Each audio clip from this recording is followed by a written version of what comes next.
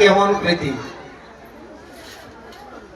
ময়ূর প্রতিদিন এসে বাবাজিদের হাত থেকে খাবার খায়, আর বাবাজিরা ময়ূরকে খুব প্রীতি করে। কেন না, ময়ূরের পাখা আমার গোবিন্দের মাথার উপর থাকে, সেজন্য সাধুরা ময়ূরকে খুব প্রীতি করে। হ্যাঁ, এই ময়ূররাও জানে যে সাধু আমাকে হিংসা করবে না, কিন্তু বাহির থেকে যখন তীর্থযাত্রী যায় ময়ূর তাদেরকে দেখলেই পালায়।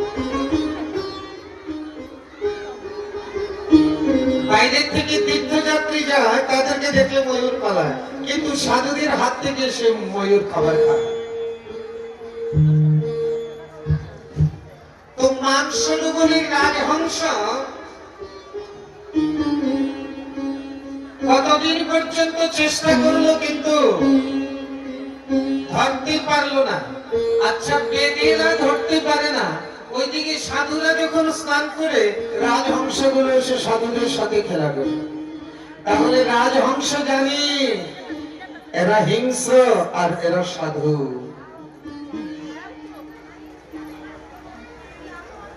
কিন্তু বেদেরা মনে মনে ভাবছে আমরা এত চেষ্টা করে রাজহংস ধরতে পারলাম না,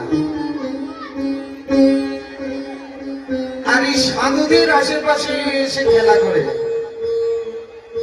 আমরা এক কাজ করি, আমরাও সাধুর বেশ ধারণ করি।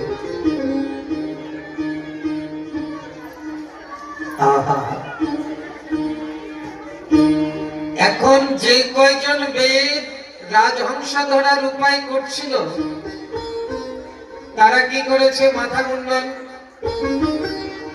শিখা রেখেছে, ঊর্ধ্বপুণ্ড তিলক করেছে, দ্বাদশাঙ্গ তিলক করেছে,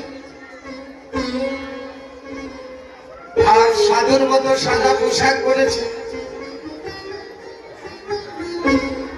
এতদিন তো রাজহংস ধরার অস্ত্র শস্ত্র ফাঁদ এগুলো ছিল, আজকে কিছু নাই, হাতের মধ্যে মালার ঝোলা। ওনারা তো ওই যে মানসরোবরের সাধুরা যেভাবে সরোবরে নামে, তারা ওইভাবে গিয়ে সরোবরে নামছে। এখন রাজহংসের বিশ্বাস যে সাধু তো হিংসা করে না।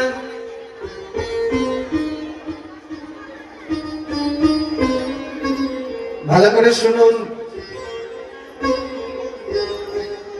যে পশু পাখি হিংসা করে সে সাধু হতে পারে না, আর যে সাধু সে হিংসা